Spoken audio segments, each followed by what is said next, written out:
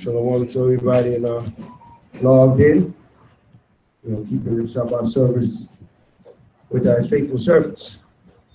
All right, truly a blessing to be here, to be in the midst and amongst the children of Israel, the chosen of the Most High, the royalty of this earth.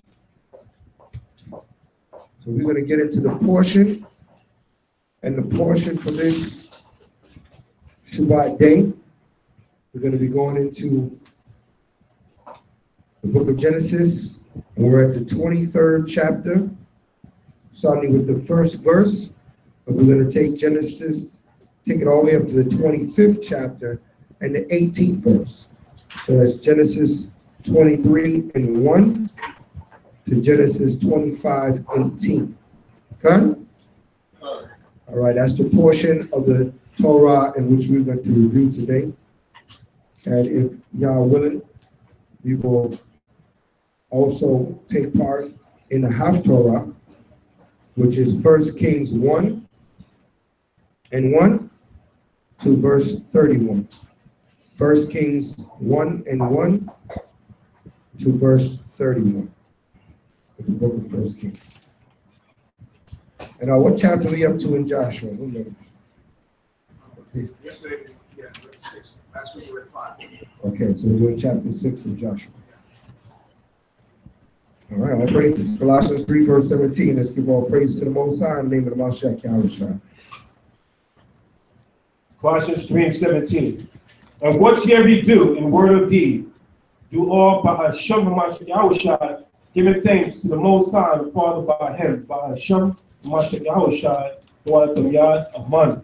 Right, always giving all thanks to the Most High in the name of Mashiach Yahushua, for this is the will of Yah. This is the will of the heavenly, the creator of all that we know, see, and understand. He's given us Yahushua. He sitteth upon the right hand of the Most High as an intercessor and king unto Israel. So in doing so, we give all glory to the Most High Yahweh. We want to welcome all guests that are here today, those that return. Keeping the Holy Congregation alive in Zion. There's many schools, camps, congregations.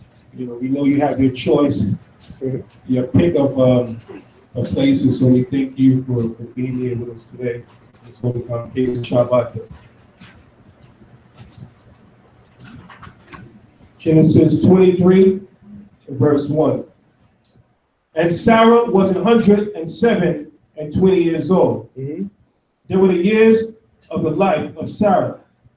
And Sarah died in Kirjath Abar, the same as Hebron in the land of Canaan.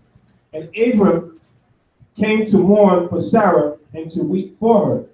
And Abraham stood up before his dead and spake unto the sons of Heth, saying, I am a stranger and a sojourner with you. Give me a possession of a burying place with you, that I may bury my dead out of my sight.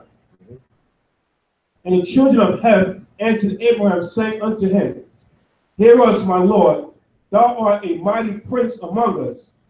In the choice of our sepulchres, bury thy dead. None of us shall withhold from thee his sepulchre, but thou, that thou mayest bury thy dead. Right. So they said, Abraham, he had great reputation with everyone that came in contact with him. No matter where he went amongst whatever nation, he had great reputation. So they said, Abraham, you're a prince amongst us.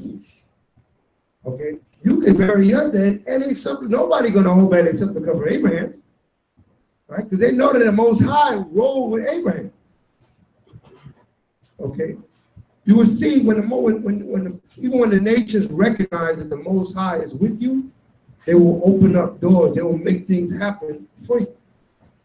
A lot of times we don't realize that even these nations around us, they will respect the fact that you're rolling with the Heavenly Father, that they see the righteousness in you, right? And they will start making a way for you more than what you even expected.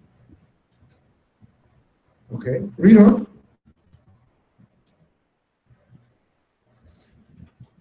Abraham stood up and bound himself to the people of the land, even to the children of heaven. And he communed with them, saying, if it be your mind that I should bury my dead out of my sight, hear me, and entreat for me to Ephron, the son of Zohar, that he may give me the cave of Machpelah, which he had, which is in the end of his field. For as much money as it is worth, he shall give it for me in possession of a burying place amongst you. Right, so we had to have you had the Gad talk about the ancient burial grounds where certain people were buried. That custom comes from us. We had burial grounds in which we took our family. Our family was put in a plot, and that's when we crossed with when people passed, they'd be brought back to that plot, and that family would be buried there. Okay, so what he was trying to do was possess this land forever, so that in the future, when people expire, they'd be brought back to that plot and be buried there. So it couldn't be somebody else's land. It had to be owned by Abraham. Everybody understand that? This is why he's saying, listen, I need to possess it. I'll pay whatever I need to pay for it, but it has to be mine. It has to belong to me. Okay? Now today we go to a cemetery, and whoever owns the cemetery, right? They pretty much own that. You don't own anything there. But in our time, we had our own. Everybody had their own burial ground. Okay. Not really. Not really. Amalek he's one that started this owning the burial ground thing. So he owned everybody's burial ground. You agree, Amalek? He owned everybody's burial ground. He didn't let nobody own their burial ground, right? Because there's money in that way. There's money in that situation. He had his own setup. Right? I think over there. Yeah, he had his own section that he puts Amalek in. Right, correct. Right. Just want to bring out a precept when the minister was talking about with the Most High being pleased with an individual and make things your way. Proverbs 16 and verse 7. Proverbs 16 and 7. It says, when a man ways please the Most High, he maketh even his enemies to be at peace with him. So that's the precept right there. That's the understanding, right? That when your ways please the Most High, you really doing Yah's will, you will see things move out your way. Things start going your way. You're like, wow, all the time I've been trying to do it my way. But if I do it the Yahweh's way, he can open up those doors. Okay, that's say the scripture. Okay, so when a man's ways please the Most High, even your enemy, even somebody that was trying to get at you negatively, end up blessing you. Okay, end up giving you what you need. And they thought they was trying to hurt you. But they can't hurt you. Why? Because you're with the Father. Okay. Verse 10. And Ephron dwelt among the children of Hev, and Ephron the Hittite answered Abraham in the audience of the children of Hev, even of all that went in at the gate of his city, saying, nay, my Lord, hear me, the field give I thee, and the cave that is therein I give it thee.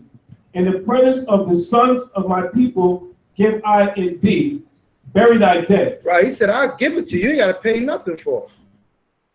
You see how kind of respect Abraham had? He said, they didn't want to pay. He said, you don't got to pay for it. I will give it to you. All right. He said, all that, the field and the cave. You ain't just got to get the cave. You get the cave, the field, that side of the mountain. That's all you. All right, read on. 12th verse. And Abraham bowed down himself before the people of the land. And he spake unto Ephron in the audience of the people of the land, saying, but if thou wilt give it, I pray thee, hear me. I will give thee money for the field, take it of me, and I will bury my dead there. And Ephron answered Abraham, saying unto him, my Lord, hearken unto me. The land is worth 400 shekels of silver. What is that between me and thee? Bury therefore thy dead. And Abraham hearkened unto Ephron, and Abraham weighed to Ephron the silver, which he had named in the audience of the sons of Hev, 400 shekels of silver, current money with the merchant. And the field of Ephron, which was in Machpelah, which was before Mamre, the field, and the cave which was therein, and all the trees that were in the field, that were in all the borders round about, were made sure unto Abraham for a possession in the presence of the children of Heth, before all that went into the gate of his city. Right, so Abraham didn't take that gift. He said, no, I'm going to pay for this. Because he don't want later on somebody come back and say, well, you wouldn't even have that. We didn't give it to you. Right? But sometimes Abraham was thinking in the future. You're going to get that understanding if we go further into the Torah. He knew that it's better that he paid for this land and have legal deed ownership of this land. And then they make, when they said they assured the land, what do you think they did there? They made it official how? How? Why do they document it? What do they do? How does anybody document it? What do they do? Huh? They put it in writing, right? And they described it, and the way it goes from this point to that point, the exact cubits, how much they shorted. They said, okay, this is my border. This land here belongs to me, right? And they made sure it was documented. Everybody know.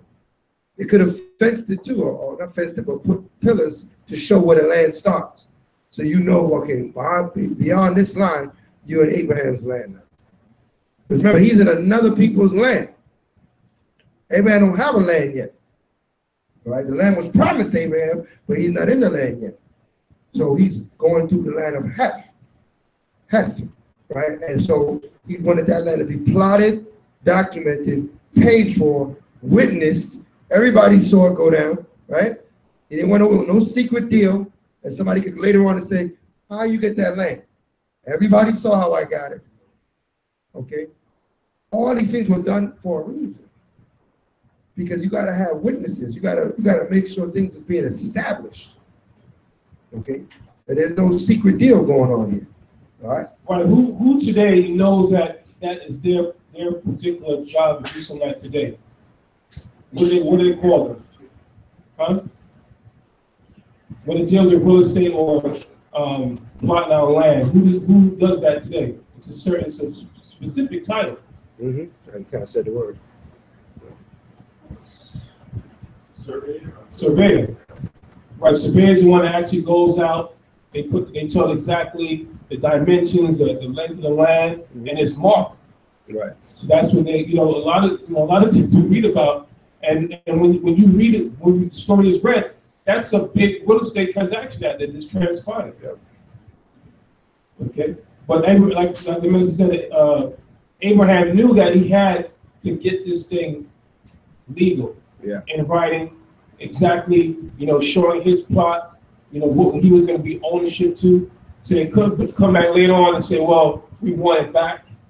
You understand? So he put his money out there and said, listen, so I legally own this thing. Now I paid you for it. That's right. Okay. Witnessed. Right? You can later on somebody can say, well, Abraham stole that land. They can make an accusation. This is why things are done in writing. It's something that we understand. Like I said, there's laws within the Torah that are understandings and wisdom within the Torah that we get just by reading the stories and see what took place and how the righteous, how they deal business. We do things in writing, we things established, we do things witnessed, so that later on somebody can't come back and say otherwise. No accusation can be brought against Abraham on this land now. All these people saw it. It was written down. It was surveyed. They shored the land. In other words, they bought it off this land. It was shored, so everybody knows. If somebody come back and make an exact accusation, it would have no weight. Everybody understand that? All right. We're in Genesis, the 23rd chapter, 19th verse. Genesis 23:19. And after this, Abraham buried Sarah, his wife, in the cave of the field of Machpelah, before Mamre. The same is Hebron in the land of Canaan. And the field and the cave that is therein were made sure unto Abraham for a possession of a burying place by the sons of Heth. Right. So the sons of Heth, the family that he bought the land from, had to make sure that everybody know that this is blocked off, or whatever the case may be. This is for Abraham. This belongs to Abraham and his family and his bloodline. It no longer belongs to the sons of Heth. All right, read on. 24th chapter, Genesis. And Abraham was old and well stricken in age, and the Most High had blessed Abraham in all things. And Abraham said unto his eldest servant of his house, that ruled over all that he had, put, I pray thee, thy hand under my thigh, and I will make thee swear by the Most High the power of heaven and the power of the earth, that thou shalt not take a wife unto my son of the daughters of the Canaanites among whom I dwell. Right. But thou shalt go unto my country and to my kindred, and take a wife unto my son Isaac. Come on. And the servant said unto him, peradventure the woman will not be willing to follow me unto this land. Must I needs bring thy son again unto the land which thou camest? Right. He said, why does the woman doesn't want to come with me? All right. So this shows you that what? When we went out and went forth to get wives and things of that sort, it was something presented. And the woman had a choice. Either we're going to be the wife or it wasn't. All right. So it said, peradventure, if the woman did not want to come, do I have to bring your son to her? But she may not want to come out her land and come to this land. Right? Read on. And Abraham said unto him, beware that thou bring not my son thither again. That Yahweh, the power of heaven, which took me from my father's house and from the land of my kindred, and which spake unto me, and that swear unto me, saying, unto thy seed will I give this land. Right. He shall send his angel before thee, and thou shalt take a wife unto my son from thence. And if the woman will not be willing to follow thee, then thou shalt be clear from this my oath. Right. Only bring not my son thither again. Come on. And the servant put his hand under the thigh of Abraham, his master, and swear to him concerning that matter. And the servant took 10 camels of the camels of his master and departed, for all the goods of his master were in his hand. And he arose and went to Mesopotamia, Right. unto the city of Nahor.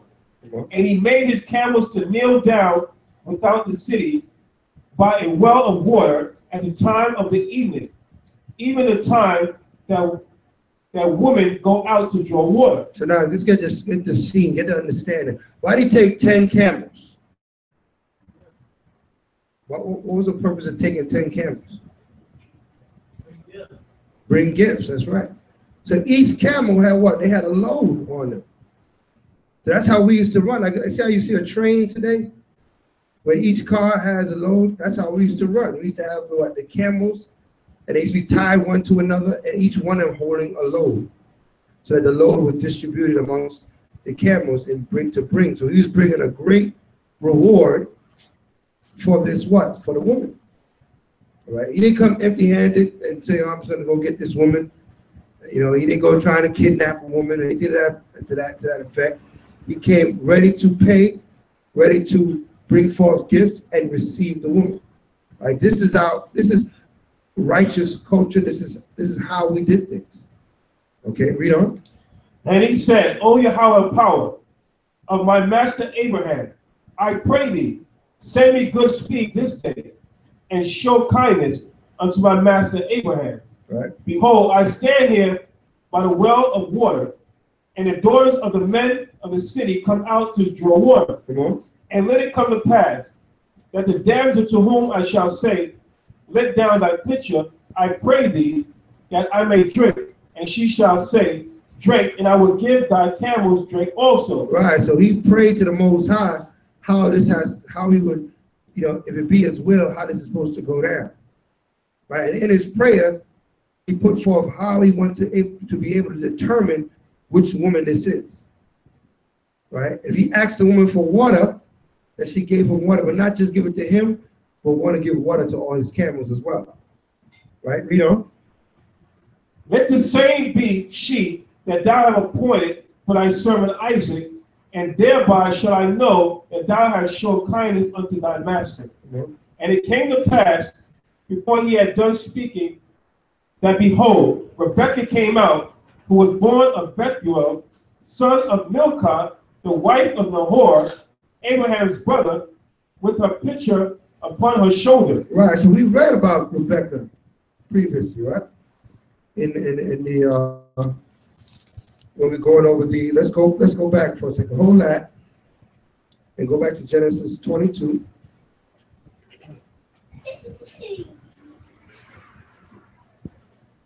And read the 20th chapter, 20th verse, I'm sorry. 22nd chapter, 20th verse. Genesis 22, verse 20. And it came to pass after these things that it was told Abraham, saying, behold, Milcah, she hath also borne children unto thy brother Nahor. Right. Huz his firstborn, and Buz his brother, and Kemuel the father of Aram. And boys. So he had 3 boys. His brother had 3 boys. Read on. And Chesed, and Hazol, and Pildash, and Jilapah, and Gillah, and Bethuel. So that's 3, 4, 5, 6, 7, 8 boys. Read. And Bethuel begat Rebekah. And Bethuel what? So that's now what? His like grand niece. You see that? Because his brother born all these 8 sons, and one of the sons had a child called Rebekah. Everybody see that? All right, so this is the Rebekah now. We're going back now, and this is where Rebekah comes from. All right, read on. And Bethuel begat Rebekah. These 8 Milcah did bear to Nahor, Abraham's brother. Right, so Milcah had 8 sons to Abraham, brother Nahor. Abraham's brother Nahor had a son called Bethuel. Bethuel had Rebekah. That's the family tree. All right. Now let's go back. It's back where we at. Chapter 24, verse 15. Is that what you had? 15? Yeah, 15. Genesis 24:15.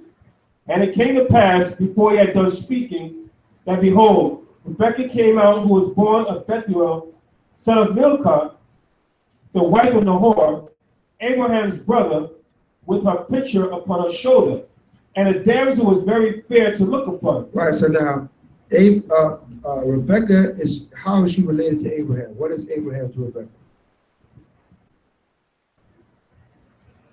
What is Abraham to Rebekah? His great uncle, that's right. That's his great uncle. Right? 1 generation removed, but it's his great uncle. Not a direct uncle, but a great uncle. All right? A grandfather's brother is Abraham. Everybody see that? All right, let's read on. And the damsel was very fair to look upon, a virgin, neither had any man known her. And she went down to the well and filled her pitcher and came up. And a servant ran to meet her and said, Let me, I pray thee, drink a little water of thy pitcher. And she said, Drink, my lord. And she hasted and let down her pitcher upon her hand and gave him drink. And when she had done giving him drink, she said, I will draw water for thy camels also until they have done drinking. So what kind of spirit did Rebekah have on? What kind of spirit is that? He just asked her for some water. She said, drink on, my lord. And not only that, I'm going to go give water to all your camels too. She's very charitable, right? What else? What else? Huh? Huh? She was hospitable. What else?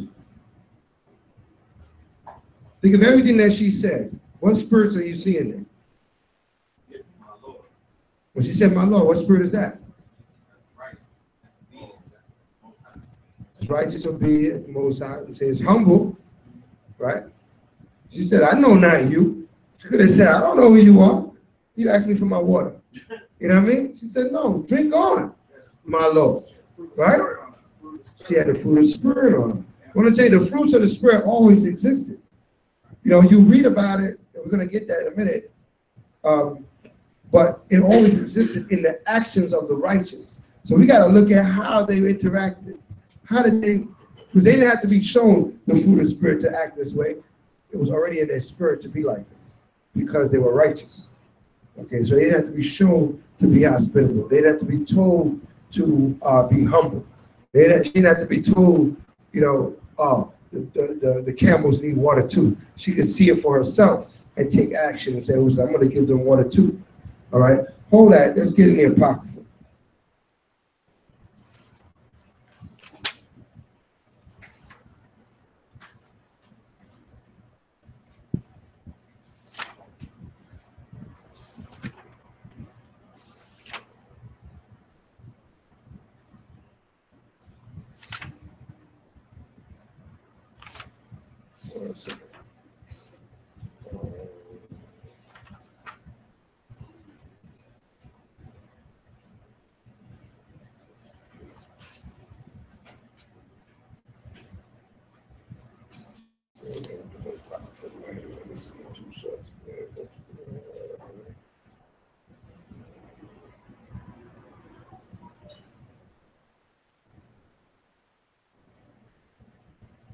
Book of Sirach.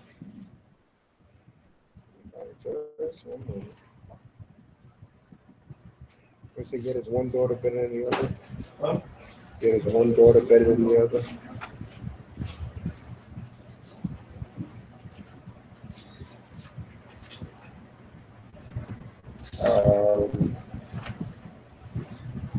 So I had it in front of right in my mind, I'm jumping out of my head.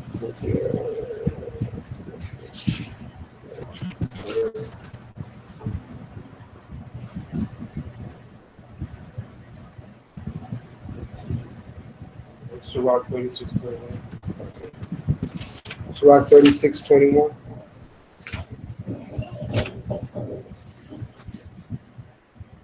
There it is. Let's read that. Sirach 36:21. Right? A woman will receive every man, Right?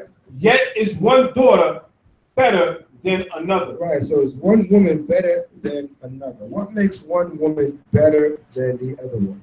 Let's see, read on. The beauty of a woman, Right? cheereth the countenance, and a man loveth nothing better. Right, so there's our physical beauty, read on. If there be If kindness, there be what? kindness, If there be kindness, read on. meekness, Meekness, read on. and comfort And comfort, read. in her tongue, In her what? in her tongue, In her tongue, in her speech. This makes her better than the other. Okay, this is what made Rebecca high esteem. Not just her physical beauty, but what? The fact that she had kindness, meekness in her speech. And you can tell that just by her interaction with the servant. But see, remember, this is somebody she don't know. She never met this man before. He just asked her for some water. She not only gave him water, but what? Offered to give water to all his camel, all his party, to make sure that he was okay. So her concern was for him being okay, and she don't even know. Right? Nowadays, you know, it's very hard pressed to find, women with this type of mannerism. All right? More times would say, well, I don't know you, or who knows? I'm not giving you my water. Right? But she had that kindness, meekness in her speech, right? Once again, the beauty of a woman cheereth the countenance, and a man loveth nothing better. Right? If there be kindness, meekness, and comfort in her tongue, then is not her husband like other men? Right? Will build up her husband more than any, than give him more rest and stress. Right? He that getteth a wife begetteth a possession, Right? a help like unto himself, Come on. and a pillar of rest. And this is what she's going to end up being. A help like unto himself and a pillar of rest. Okay? This is what Abraham had in mind for his son Isaac, that he would have a good wife. Everybody see that? This is why on his deathbed, he's having his servant swear to him, don't take these women from around here. Get my son a good wife. Right? I don't want any of Canaanite women. Right? Nobody from around the way. Right? But get a good wife for my son. Okay? Why was it important that he get a good wife? We just read it. It says, he that getteth a wife getteth a possession to help like unto himself a pillar of rest. A pillar. What is a pillar to a building? It supports. A pillar is a very intricate part of a building. If that pillar is broken, the building will what? It will collapse. So if this pillar that you have for this husband, if this pillar is a pillar of rest, then he will be what? He will be like I should say, not like other men. Meaning that you will be strong. You will be supported. Right? This is Abraham's will on his deathbed for his son. To show you that it's not a light thing. Right? It's not a light thing who you join yourself to. Okay. Read on. Where no hedges. I'm going to go. That goes into. Back to Yeah, let's Genesis. go back to Genesis. Genesis 24, verse 21. Go ahead. And the man wondering at her held his peace, to wit whether the Most High had made his journey prosperous or not. Right. And it came to pass, as the camels had done drinking, that the man took a golden earring of half a shekel weight, and 2 bracelets for her, hands of 10 shekels weight of gold, and said, whose daughter art thou? Tell me, I pray thee, is there room in thy father's house for us to lodge in? And she said unto him, I am the daughter of Bethuel, the son of Milcah, which he bare unto Nahor. She said moreover unto him, we have both straw and provender enough, and room to lodge in. Right, so he said we got straw and provender enough. What is straw and provender for? For the camels. He said, listen, we have enough, and you can stay, and we can take care of your camels. Okay? Right. Right. We have enough for you and for them. Right, read on. And the man bowed down his head and worshiped the Most High. And he said, blessed be Yahweh the power of my master Abraham, who have not left destitute my master of his mercy and his truth. Right.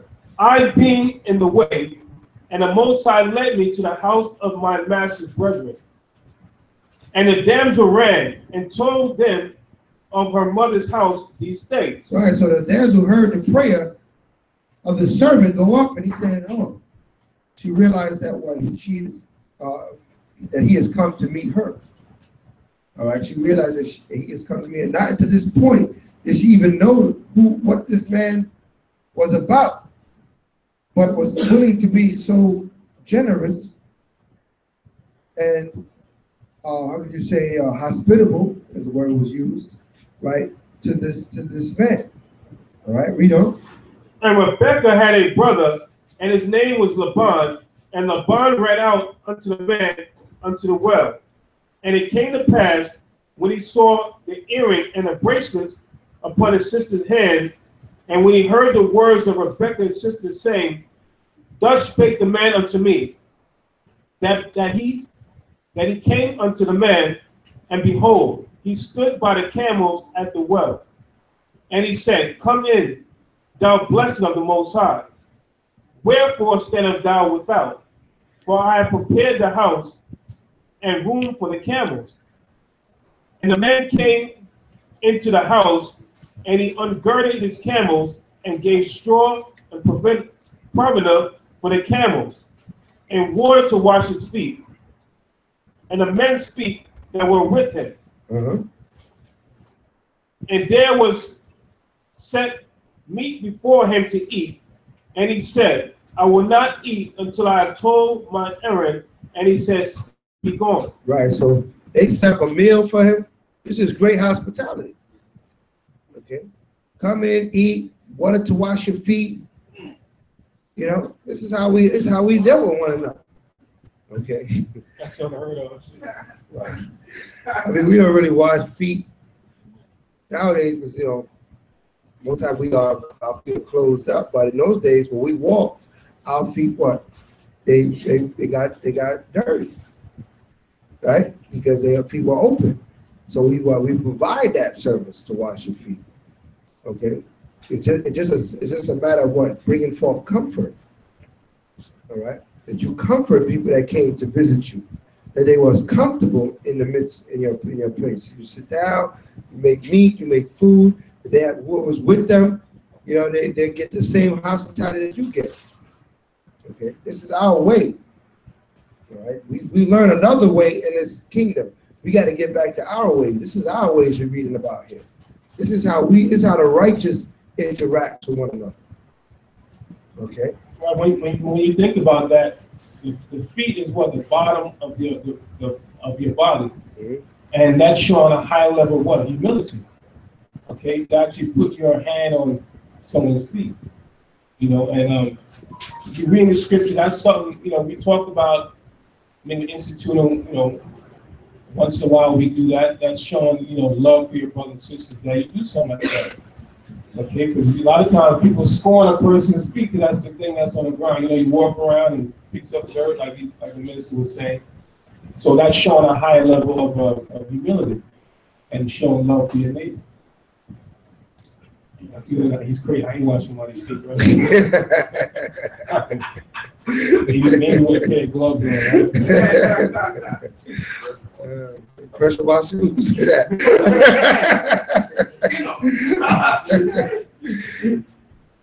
Oh man, what's up, bro? Most I say, he said Israel is a peculiar people. He was right. We left for.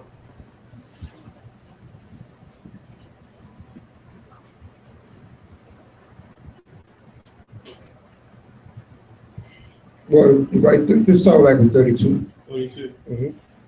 And a man came into the house, and he ungirded his camels, and gave straw and provender for the camels, and master to wash his feet, Mm-hmm. and the men's feet that were with him. Mm-hmm. And there was set meat before him to eat, but he said, I will not eat until I have told my errand. And he said, speak on. Mm-hmm. And he said, I am Abraham's servant, and the Most High have blessed my master greatly, and he is become great. And he have given him flocks and herds, and silver and gold, and men servants and maid servants, and camels and donkeys. And Sarah, my master's wife, bare a son to my master when she was old, and unto him have he given all that he had.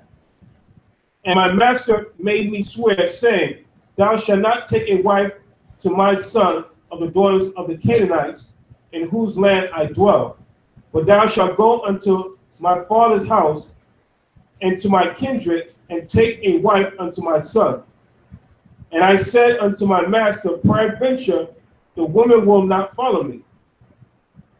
And he said unto me, the Most High before whom I walk will send his angel with thee, and prosper thy way, and thou shalt take a wife for my son, of my kindred, and of my father's house. Then shalt thou be clear from this my oath, when thou comest to my kindred. And if they give not thee one, thou shalt be clear from my oath. And I came this day unto the well, and said, O Yahweh, power of my master Abraham, if now thou do prosper my way which I go, behold, I stand by the well of water, and it shall come to pass that when the virgin cometh forth to draw water, and I say to her, give me, I pray thee, a little water of thy pitcher to drink, and she say to me, both drink thou, and I will also draw for thy camels, let the same be the woman whom the Most High have appointed out for my master's son. And before I had done speaking in my heart, behold, Rebekah came forth with a pitcher on her shoulder, and she went down unto the well and drew water. And I said unto her, let me drink, I pray thee. And she made haste and let down her pitcher from her shoulder and said, drink, and I will give thy camels drink also. So I drank, and she made the camels drink also. And I asked her and said, whose daughter art thou? She said, the daughter of Bethuel, Nahor's son, whom Milcah bare unto him. And I put the earring upon her face and bracelets upon her hands. And I bowed down my head and worshiped the Most High and blessed Yahweh the power of my master Abraham, which had led me in the right way to take my master's brother's daughter unto his son. And now if ye will deal kindly and truly with my master, tell me, and if not, tell me, that I may turn to the right hand or to the left. Then Laban and Bethuel answered and said, the thing proceedeth from the Most High. We cannot speak unto thee bad or good.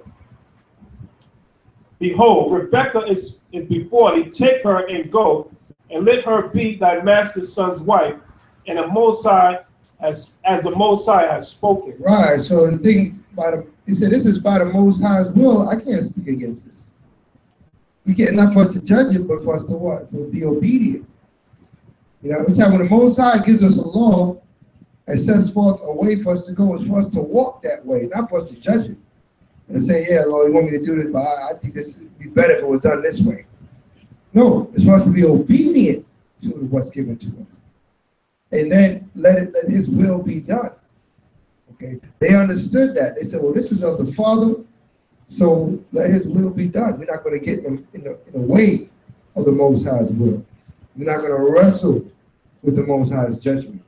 That's why scriptures say, rest not with the Most High's judgment. We're not supposed to wrestle with the Father's will. And he gives us a will and a word, we walk it and we do it. And in our action, in our performing the word of the Most High, we will get the blessing. Right? But we just have to do it. All right, not try to remix it or rethink, overthink it. All right, just do what the Father told you to do. And they understood that. All right, the family of Abraham, because they were what? This is a chosen seed. This is a righteous seed. His whole family is righteous. Okay. Here we go. 52. And it came to pass that when Abraham's servant heard their words, he worshipped the Most High, bowing himself to the earth. Mm-hmm. And the servant brought forth jewels of silver and jewels of gold and raiment, and gave them to Rebekah. He gave also to her brother and to her mother precious things. Right. And they did eat and drink, he and the men that were with him, and tarried all night. And they rose up in the morning, and he said, send me away unto my master. So why do they bring all these? Why do they bring all these jewels and these precious things and these earrings and rings and bracelets? What was that for? What was all the gifts about? Were they trying to bribe them? Huh? To show off their, no, not show off. They wanted to show their will. Okay. Now, why after the question is like, why did men bring the fathers? Yeah, the family. You know, tradition, because like sometimes like when you go on, like if you taking the wife, you taking away from the family. Right. But at the same time, that's a tradition of money. And also so it's survive for the moment you take. Right. Okay. That's it, all right? All right. We heard somebody say something. Yeah. Right? Part of the dowry. Right? Part of the payment. Because according to our law, we are to pay for our women. Women are not just free. They don't drop off a tree. Right?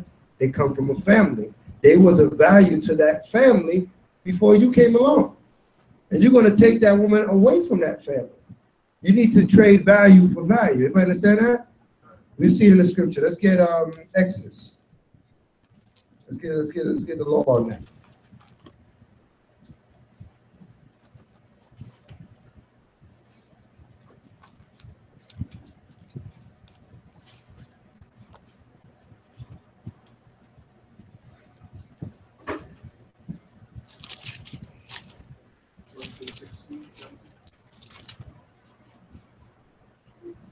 Yeah, 22:16. Exodus 22, verse 16. Exodus 22 and 16.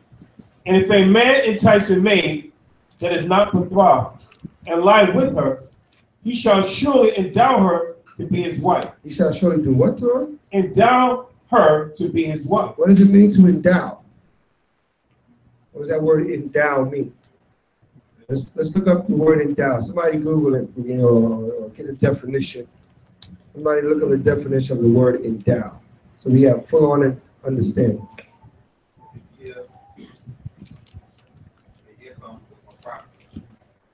Yeah, say it loud. To give income or property. Right, give income or property to endow, to give. So what? They had to endow. This is why they came with all these gifts. They had to pay that endowment for this woman. Okay, they couldn't just come get the woman, make a deal, and leave. She had to be paid for. Okay, this is an understanding of our culture. We have our own culture, laws, statutes, commandments. We're our own nation. Yes, we're a nation in exile right now. We're under the auspices of the so-called white man and his culture, his way, and we've been performing his way. But now that we know our way, we gotta what? Forsake the way of these heathens and these nations. Come, we gotta forsake those things and get back to who we are as a people. Okay. We got to forsake these ways that we learn. Hold on, give me Isaiah. Isaiah 50. Hold on.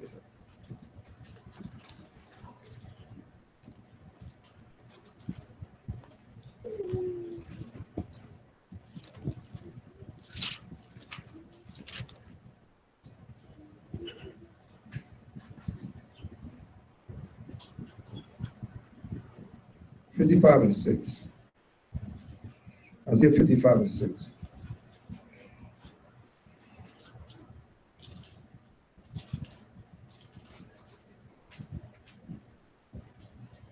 Isaiah 55, verse 6. Mm-hmm. Seek ye the Most High while he may be found. Right. Call ye upon him while he is near. Right. Let's seek the Most High while he may be found. Right now, the book is open. This is the time you seeking how to do things the Most High's way, how to operate according to righteousness. This is what you're receiving right now. This is what you're making that change. You're saying, let me see how to operate according to what the Father said. All right, read on. Let the wicked forsake his way. Right, because prior to learning the ways of the Most High, guess what? You was wicked. Every other way you know is wickedness. Okay, every other way to join between man and woman, other than what the scriptures tell you, is wickedness. Right? You have a choice. Either you're gonna do it the Father's way, or you're gonna do it Satan's way. That's your choice. Right? There's no in between. There's no gray. Oh well, I kind of, sort of. No, the Bible says, forsake the wicked way. Okay. The righteous way is being presented by way of Torah. Okay, we have that choice here. Read. Let the wicked forsake his way, and the unrighteous man his thoughts. Right. And let him return unto the Most High, and he will have mercy upon him. Come on. And to our power, for he will abundantly pardon. He will what? He will abundantly pardon. And that's the most beautiful thing about it. Is it doesn't matter what you've done in the past. Why? Because the Most High will abundantly pardon. You can't rewrite the past. You can't go back there and do anything different. The worst thing you can do is try to justify it. But the best you can say is, repent and move forward in righteousness. Okay? Repent, move forward in righteousness. All right? And the Most High will abundantly pardon. That means for everything, there's forgiveness. For everything. Okay? Read on. Except for blaspheming the Holy Spirit. Correct. Right? Read on. For my thoughts are not your thoughts, right? Neither are your ways my ways, saith the Most High. Right, because I do things differently than the way you would normally do it. If you follow your own mind, you're going to do wickedly. If you follow the understanding of the Most High, you will do righteously. Because his thoughts are not your thoughts. You can't think the Most High way. Well, I think the Most High want me to do this. You can't think up the Most High. You can only read and get instruction. All right. He said, behold, I cometh in the volume of the book. It is written of me. He didn't say, I'm deep in your thoughts somewhere. All right. You're deep in your thoughts, chances are you're going away from the ways of Yah. Read on. For as the heavens are higher than the earth, so are my ways higher than your ways, and my thoughts than your thoughts. That's right, Proverbs 14:12. Right? His thoughts are higher than our thoughts. His way is better than our way. Okay? We got to forsake our own way and do it his way. All right? We're learning here how to do it. Abraham is showing us, right? And Genesis is showing us how this is done. Okay. Now, of course, there's certain situations here that won't emulate our lives in this society that we're in now, but there's things that you could attach or you could apply the spirit of the matter to your situation. Read on. Proverbs 14, verse 12. There is a way which seemeth right unto a man, right? But the end thereof are the ways of death. Right, that's what we have to understand. A lot of times it might seem right to us, but it's not right. You know, because of what we are, how we were raised, or how we were shown from our parents and the parents' parents and the culture that we grew in. It seemed right, but it's not right. If it's not Yah, it's not right. Everybody understand that? Proverbs 3 and 5. Proverbs 3 and 5. If it ain't the Most High, it ain't right. Okay. We got to forsake every other way. Right? Read. Proverbs 3, verse 5. Right. Trust in the Most High with all thine heart, and lean not unto thine own understanding. Right. It takes a level of trust. A lot of times we don't want to do it because we don't trust it. Right? I ain't doing that. I'll be all messed up. I ain't going to do that. They read the Bible and say, what? Do what? No, I ain't doing that. I give my money, then she leave with my money. I got no money and no honey. You start finding ways to protect yourself because you don't trust. Had you trust, you would go whatever the Most High will be, that's what it's going to be. I'm going to do it this way, and how the chips fall where they may. All right? Most High says this is how I'm supposed to do it, let it be done that way. This way, if you have a petition to the Father, you can petition the Father, I did it your way. Why hast thou forsaken me? Well, you can't go to the Most High now. You did it your own way. And now you want to run to the Father looking for help. It's like, man, you didn't even do things my way. You set your own self up. Right? He said, he that wrongeth his own, he's an enemy to his own life. He that sinneth is an enemy to his own life. That's what the scripture says. You jack yourself up. Okay. Let's go back to Genesis.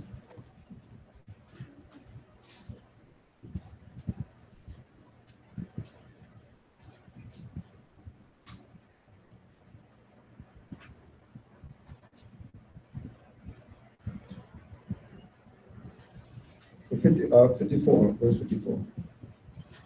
24:54. And they did eat and drink, he and the men that were with him, and tarried all night. And they rose up in the morning, and he said, send me away unto my master. Right. And her brother and her mother said, let the damsel abide with us a few days, at the least 10. After that, she shall go. Right. So now what? They start really thinking about it. Saying, man, she's going. They don't want her to go. The family don't want her to go. Why they don't want her to go? Because they will miss her. It's their daughter. Okay? So they said, well, let us stay 10 days, at least 10 days.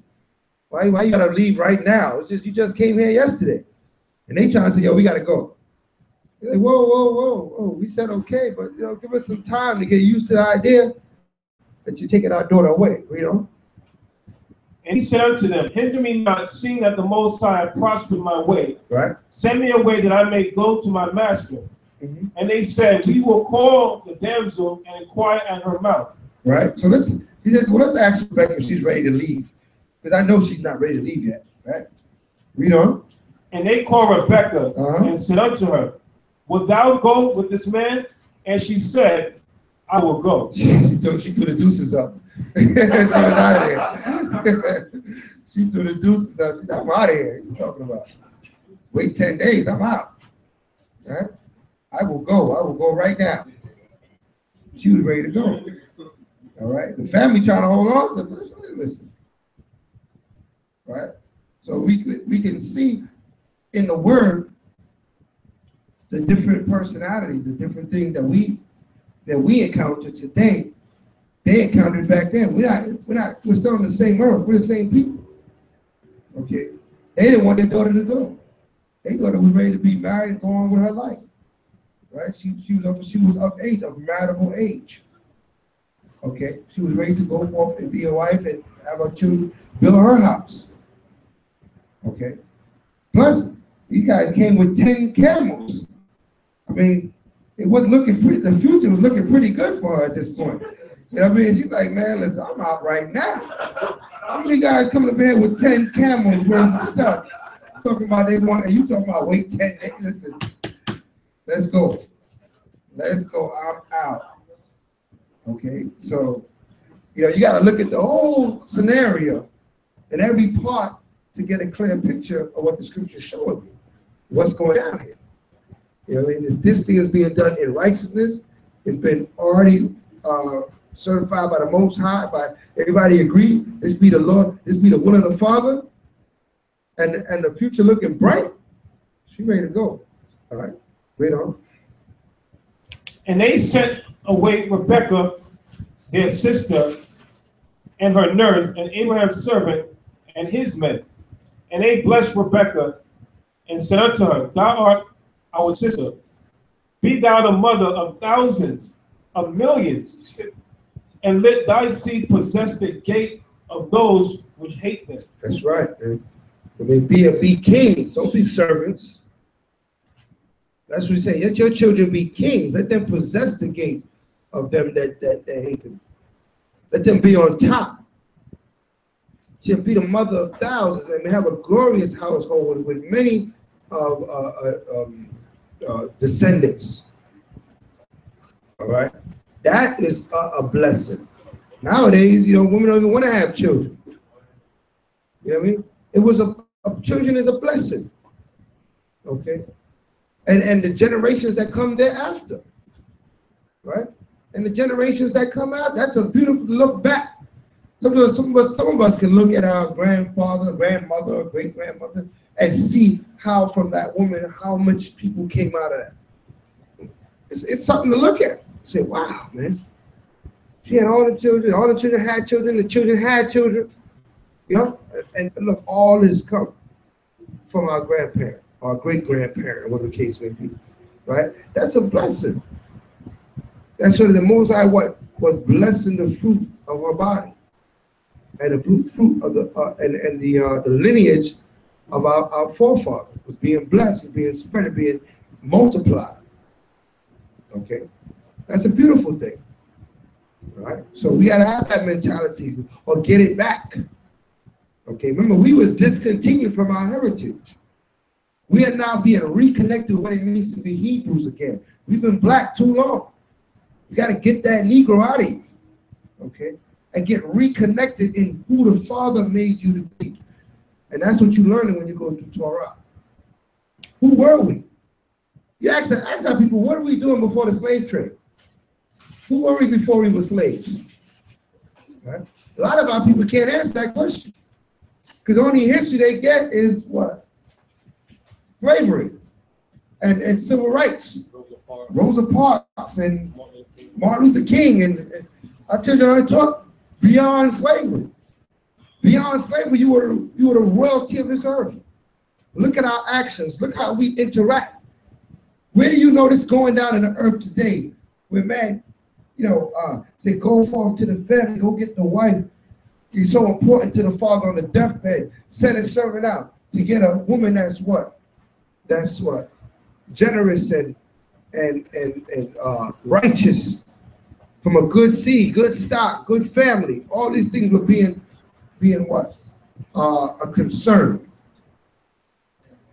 Okay, all these things were a concern. So we have to reconnect, reevaluate according to what we're reading. All right, let's read on. Genesis 24:61. And Rebekah rose and her damsels, and they rode upon the camels, and followed the man, and the servant took Rebekah and went his way. And Isaac came from the way of the well of the Haroi, for he dwelt in the south country. Mm-hmm. And Isaac went out to meditate in the field at the eventide. And he lifted up his eyes and saw, and behold, the camels were coming. Right, so Isaac going to meditate, right, out in the evening tide. What is that? High tide. Right, well, who knows about what time high tide comes in around about 6 o'clock? About 6 o'clock, you see, if you're by the beach, you see the beach come way up. The beach is way out there, now it's way up close to the, higher up on the sand. Because that's what it's called, high tide. So that's the evening time, around 6 o'clock or so, when the tide raises. Okay. So during that time, we went out to what? To meditate by the water, think on things, praise the Most High. There's nothing wrong with meditation. You see, Isaac was a righteous man. He's out there meditating, getting his mind right with the Father. Right? And what does he see? He sees his servants coming from a distance. Right? And Rebekah lifted up her eyes, and when she saw Isaac, she lighted off the camel. Right, so she jumped off the camel, For she had said unto the servant, what man is this that walketh in the field to meet us? Right. And the servant had said, it is my master. Therefore, she took a veil and covered herself. She did what? She took a veil and covered herself. Right, so she immediately covered up. Why did she cover up? Right, you said master coming, right? But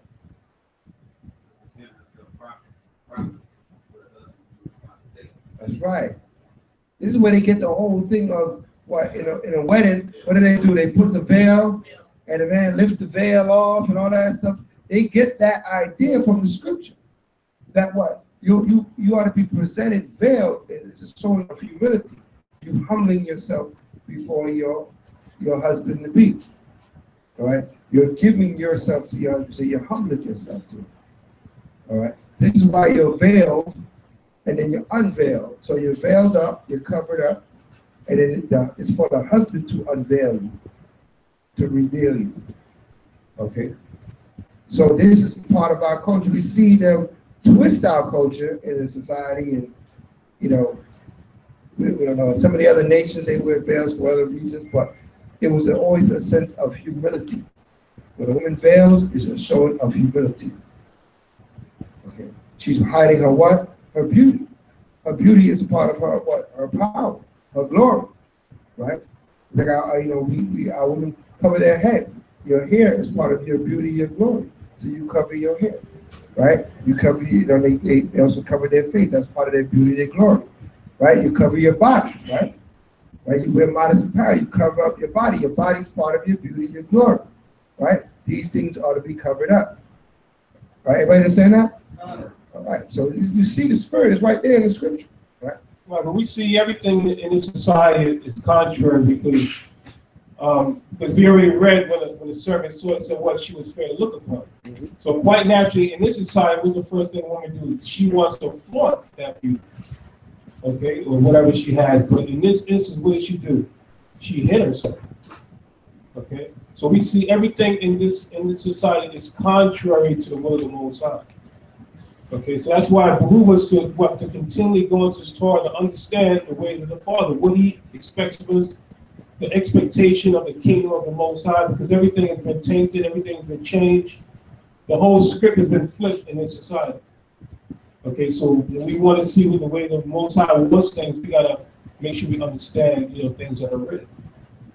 Because everything is laid out. Everything is laid out for us. The Bible, what the acronym, best instructions before leaving earth. That's right. Okay, so this is know exactly what we need to do, and His expectations of us. It's like when you go to your job, they expect you to be there at 9 a.m., 8 a.m. You can't take lunch anytime you want to. they say, well, you take lunch at noon or 2 o'clock, 1 o'clock. So there's certain ways that the Most High said, what's the expectation of the Most High has of us, okay, the day that we acknowledge that what? That we're Hebrew Israelites. Okay, so there's an expectation of us as taking back our identity. Okay, so when you see the so-called Jews, the Jewish people, you know, when you see them, people automatically say, okay, he's a Jew, because why? There's a certain way he carries himself, there's certain clothing that he wears. He has a certain diet. Okay, there's a certain day that he worships. Okay, because like we got a lot of, you know, I constantly give out letters to people for the Sabbath, but none of these jobs would never dare to ask a so-called Jew to work on the Sabbath. Okay, they would never do, because they know that's a class action suit. They know that's a lawsuit, so they don't even try anything like that. Okay, but our people always have that problem. When we go for these jobs, you know, we automatically sign the thing. Yeah, I can work any day, 7 days a week. Just call me. Okay, we never tell the people that I'm a Hebrew. I observe the Sabbath day. We say, no, I work any day that's available. Just give me the job. Okay, so we got to come out of that. You know, we see with Hebrews there's a certain expectation the Most High has of us. So we are in Genesis 24 and 66. And the servant told Isaac all things that he had done. And Isaac brought her into his mother Sarah's tent. Right. And took Rebekah, and she became his wife. She became what? And she became his wife. Read on. And he loved her. And he what? And he loved her. All right, so this is all according to Torah. He brought her in the tent, and he took her, and she became his wife. All right. So was there a pastor there or something? What was going on? Was there rings exchanged? Right? Where was the rings at? Does it take a ring for a woman to become your wife? La. Okay, there's no ring there. Right? But it does take an oath. Right? It does take an oath. Okay? It does take it to be written. And we're going to get that. So let's hold that and let's get the book of Tobit. Because it may not mention that here, but we understand things have to be done in writing. Right? Just like Abraham sought to get that land, he made sure that what it was shored up. It was written. Right? So let's get the book of Tobit.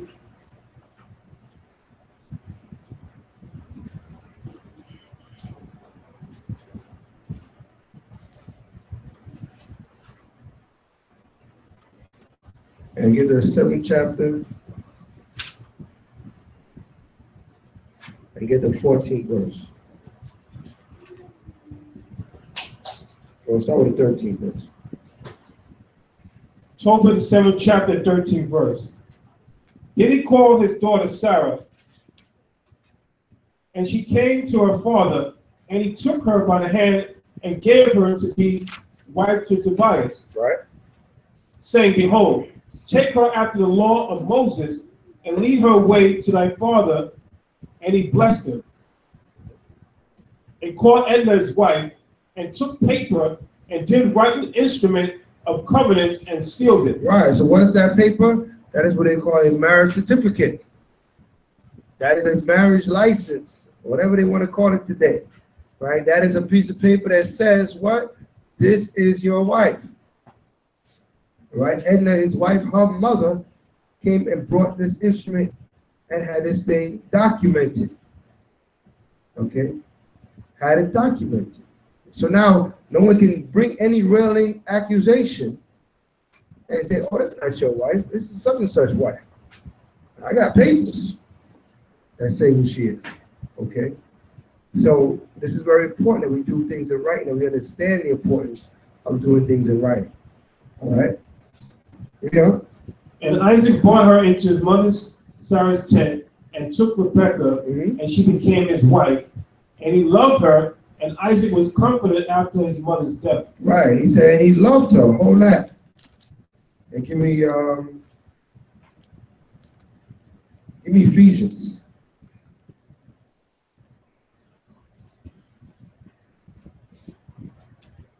Matter of fact, give me Colossians. Colossians 3 and 18. And then we'll get Ephesians. Colossians 3 and 18. Colossians 3, verse 18. Colossians 3 and 18. Wives, submit yourselves unto your own husbands as it is fit in the Most High. Right, read on. Husbands, love your wives and be not bitter against them. Right, so husband, love your wives. Wives, submit to your husbands. Very simple. Clear instruction. The husband is to love the wife is to submit onto the husband. Okay? You know, it takes both, though. It takes both to take place in righteousness. Get Ephesians.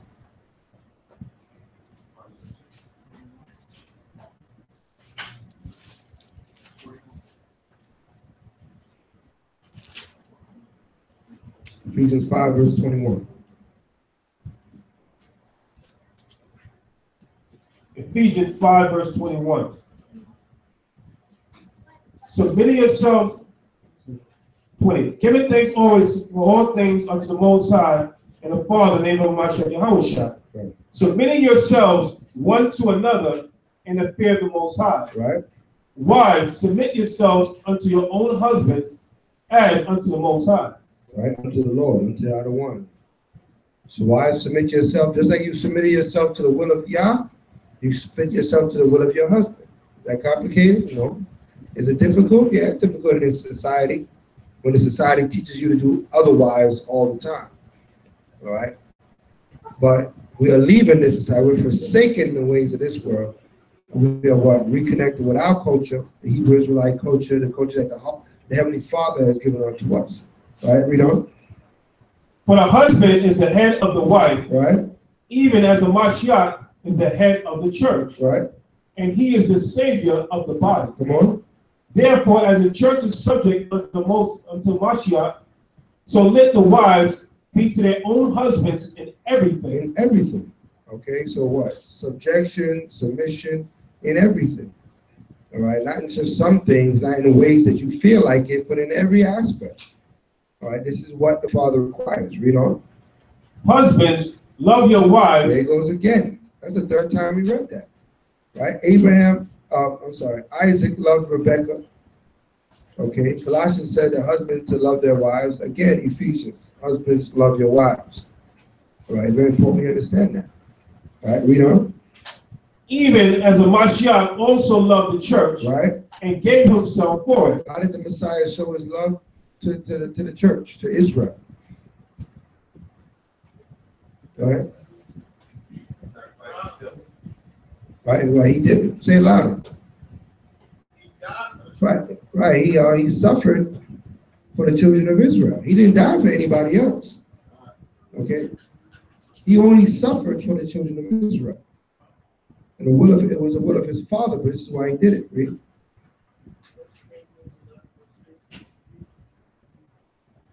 First Corinthians 11, verse 3. For the man is the head of the woman. Okay, let that understanding. All right. You got that understanding. Well, I see where you're trying to pull. You're pulling precepts now.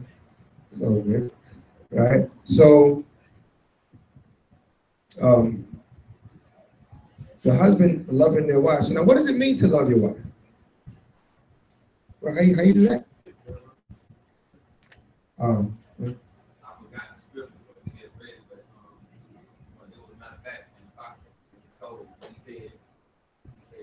Take your wife and take on to the law of Moses. The law of the Most High. We love you, point in the right direction.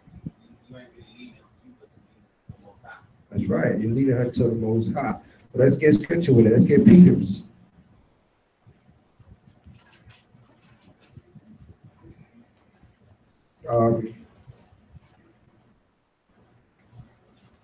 Second Peter 3 and 7.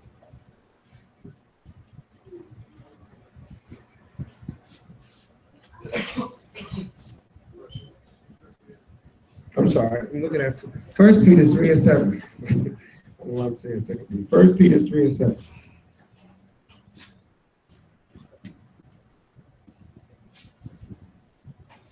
1 Peter 3, verse 7. Likewise, ye husbands, dwell with them according to knowledge, right, giving honor to the wife as unto the weaker vessel, right, and as being heirs together of the grace of life, that your prayers be not hindered. right. Being heirs together of the grace of life. Okay, so what? You got to dwell them according to knowledge. You know what? You got to build them up in wisdom, knowledge, and understanding. All right, that is, but you honor them, you respect them as the weaker vessel. That means you don't put them over you, right? Should a man put his wife over him, right? As an authority figure, telling him when to wake up, when to go to sleep, when to work, when to. That's backwards. Okay, that's against the will of the Most High. Okay, the Father would not bless that house that wife is put over that husband. And according to the scripture, that's a wicked thing. Okay. That's a wicked thing according to the scriptures. All right, that a woman surpass a man, as the scriptures put it. Okay. That's against the will of the Heavenly Father. All right. So our wives are to submit, and our husbands are to love them according to the wisdom, knowledge, and understanding of Holy Scriptures. All right. You know, and of course that encompasses affection, and all that is encompassed in that. How do we know that? Give me 1 Corinthians 7.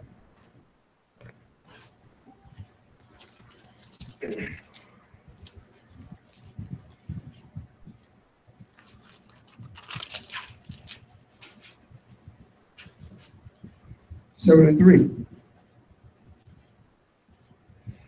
1 Corinthians 7, verse 3. Come on. Let the husband render unto the wife due benevolence, Right. and likewise also the wife unto the husband. Right. What is benevolence? What's benevolence? If you're not sure, look it up.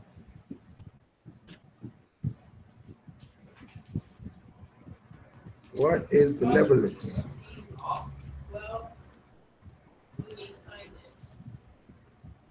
What does it say? A quality of being well, kindness. A quality of being well, meaning kindness? Yes. Okay. Quality of being well, meaning kindness is a part of it. All right.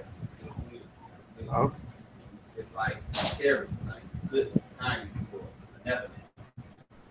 So, like affection. Affection, right? How do we know it's talking about affection? Let's read on. The wife have not power over her own body, Right? but the husband, and likewise also the husband have not power of his own body, but the wife. So what is bodily do we do husband and wife? That concern the body. It's affection, correct? Right? Read on. Defraud ye not one the other, Uh-huh. except it be with consent for a time. So what does it mean, defrauding not one another? Let's be for consent of a time. Don't hold back what? Affection.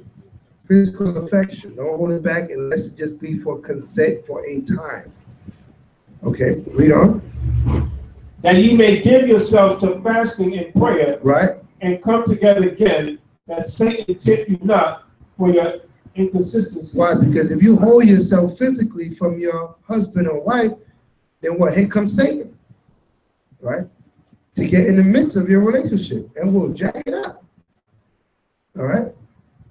So you have to be mindful. That's in the scriptures. Okay? That what? Benevolence is supposed to be given husband and wife on a regular basis. Whatever that basis is, that's up to you. You know what I mean? Some have more basis than others, right? That's where you at in your day, in your age, your time, right?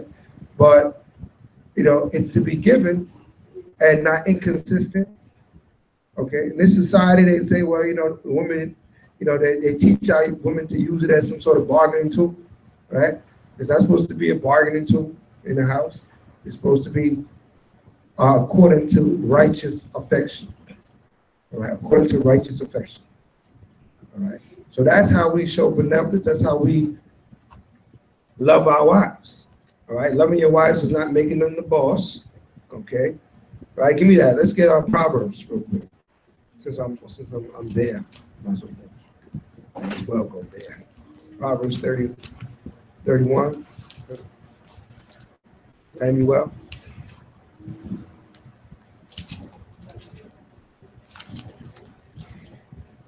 All right, that Proverbs 31 and 1. Proverbs 31, verse 1. The words of King Lemuel, the prophecy that his mother taught him. Mm-hmm. What, my son, and what, the son of my womb, Mm-hmm. and what, the son of my vows? Right. Give not thy strength unto woman. Do what? Give not thy strength unto woman. One more time. Give not thy strength unto woman. Read on. Nor thy ways to that which destroyed kings. Right. Nor thy ways to that which destroys kings. Because when kings let women lead them, they got destroyed. What king is you referring to? King Solomon. Right? He allowed those women to persuade him to what? Build those places of worship or idolatry. Right? Huh? The altars, right. Places of worship, idolatry, the altars onto these other things. And what? That destroyed him. Okay. Moses rent the kingdom out of his hand for that. So we know that what? We have to be mindful. The Father does not want it that way for a reason. So make sure that we are learning to love and to dwell and to marry and to eat everything according to the word of the Most High. We got to relearn that because what we learned out in the world was totally contrary. Right? Those of you that know at age, it's like the Twilight Zone out here. Right? Everybody that knows what the Twilight Zone is. I have a little age of you to know what that is because it's an old show where everything was backwards. Right?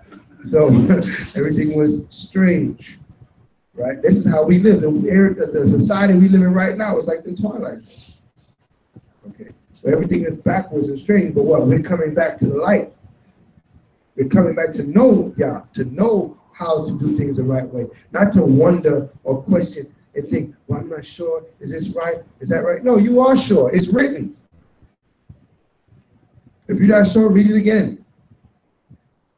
All right? The understanding is there. All right? So we see it, this marriage come together. All right? Between Isaac and Rebekah. And they coming together in righteousness. Everything according to the will of the Most High. So let's go back to Genesis. Genesis 25 and 1.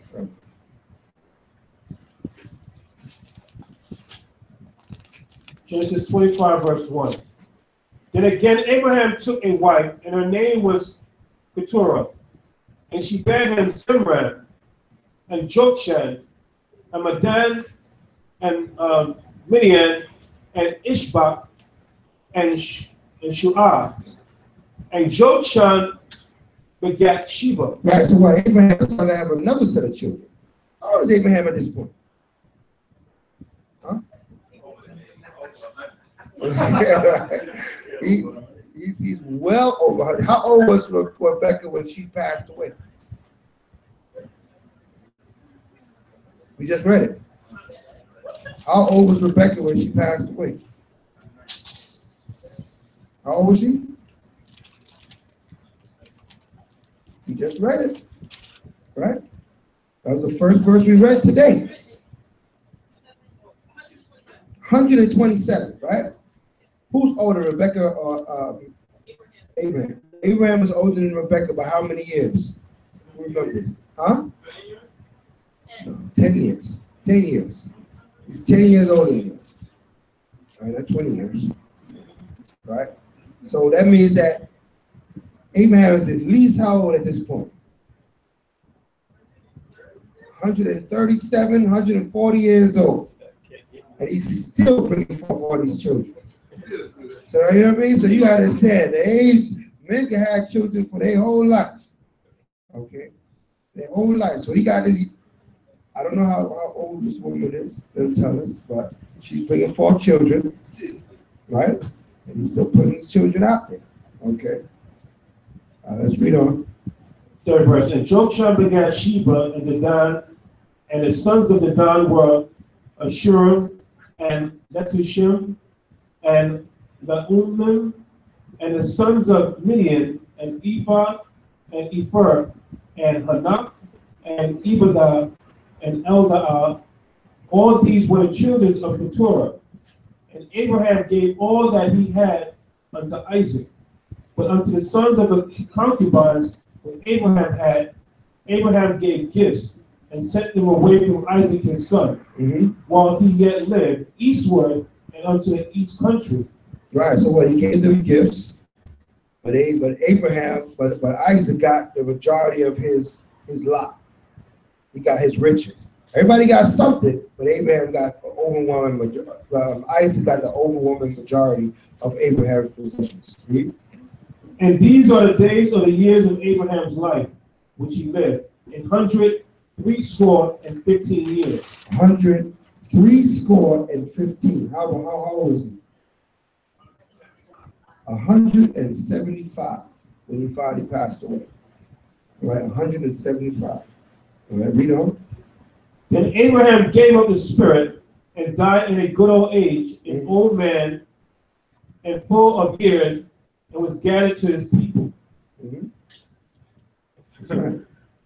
Right, good old age. In this society, what, you 60, 70, say you old. Right? He's 175. 175. They said that was a good old age. It was time for him to go now. He did his thing. All right? So what verse you up to? Then Abraham gave up the spirit and died in good old age, an old man and full of years, and was gathered to his people. And his sons Isaac and Ishmael buried him in the cave of Machpelah in the field of Ephron, the son of Zohar the Hittite, which is before Mamre. Right. So that's the land that what? He bought from the children of Heth. Right? From the sons of Heth. That's the same land. So he went and got buried back where Rebecca was buried. Everybody see that? That was their burial ground. Okay? So he went back and got buried there. Okay, and you see that what? Ishmael came back to what? Bury his father. Right? Because that's part of Torah. It's our duty to bury our parents. The children of the parent is supposed to bury their parent. Okay? You come back from wherever you are to bury your parent. All right, and that's what Ishmael, he'd been sent away. Right? But he came back for the funeral, for his father's funeral, buried. So him and Isaac buried their father, right? You know? The field which Abraham purchased of the sons of Heth, there was Abraham buried, and Sarah his wife. And it came to pass after the death of Abraham that the Most High blessed his son Isaac, and Isaac dwelt by the well of Laharon. Now these are the generations of Ishmael, Abraham's son, whom Hagar the Egyptian, Sarah's handmaid, bare unto Abraham. Right. And these are the names of the sons of Ishmael by their names according to their generations.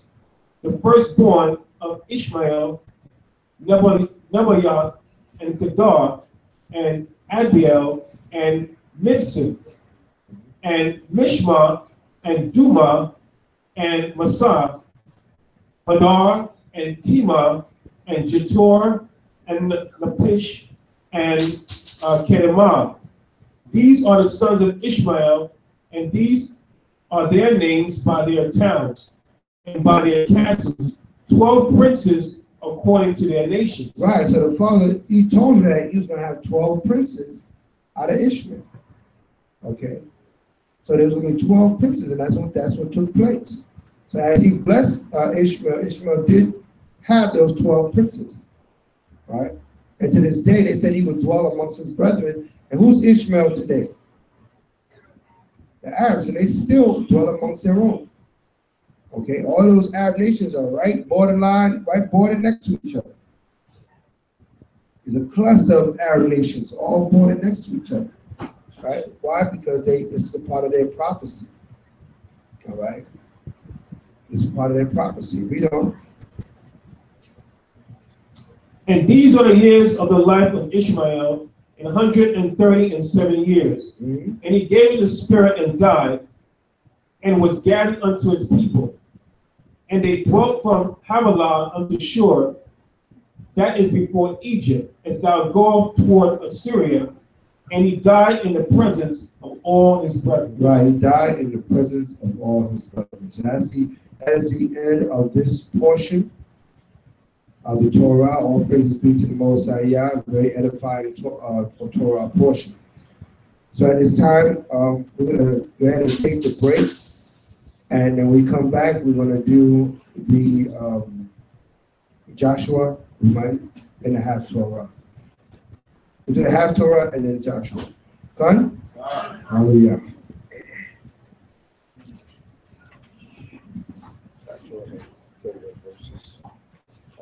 Kings.